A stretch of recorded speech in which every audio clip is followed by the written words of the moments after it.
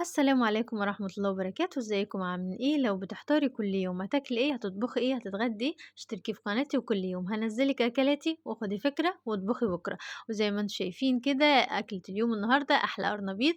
اخدنا نص القرنبيطة كده وسلقناه، ومعانا حبة من الدقيق وخضرة، ومعانا هنا معلقة من التوم مفروم. معلقة التوم ده شيء اساسي، ومعانا البهارات بتاعتنا طبعا، وهننزل عليهم بحبة مية ونقلب. البهارات بتاعتنا زي ما انتم شايفين كده ملح وفلفل اسود وكزبرة ناشفة وكمون وفلفل احمر. وعشان طبعا الكمون بيديله ريحة وطعم تحفة الصراحة.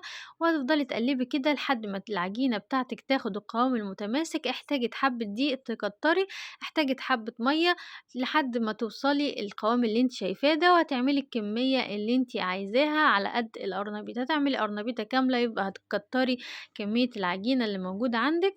وهنا أنا كنت عملت نص القرنبيطة طبعا، فعملت لها حبة من العجين زي ما انتم شايفين كده. السائل بتاعنا زي بتاعة الزلابية بالظبط، بس طبعا احنا متبلينها التوابل بتاعتنا. وهتحطي تبدأي تتبلي واحدة ورا واحدة كده، وتقلبيهم في قلب السائل اللي احنا عملناه ده.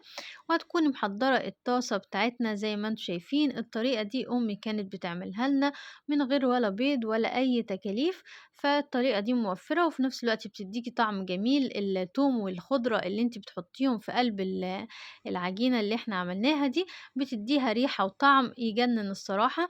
وهنا بدأنا كده نحط نص الكمية على قد الطاسة بتاعتك، وهنحمر كده لحد ما نوصل لآخر الكمية بتاعتنا. وهنا كنت قلبتهم كده، وتفضلي تقلبي لحد ما تديكي اللون الذهبي زي ما انت شايفة كده. احنا مش عايزين القرنبيط يكون ناشف، زي ما انت شايفين طري وجميل من جوه ومقرمش من بره. هيعجبهم ان شاء الله. الطريقة دي والدتي كانت بتعملها لنا، والصراحة انا بحبه كده يبقى جوسي من جوه ومقرمش من بره. ولو عجبتك أكلة النهاردة كده يلا ما تنسناش باشتراك ولايك، وخدي فكرة واطبخي بكرة. وبألف هنا وشفا ليكم ولينا، ومع ألف سلامة.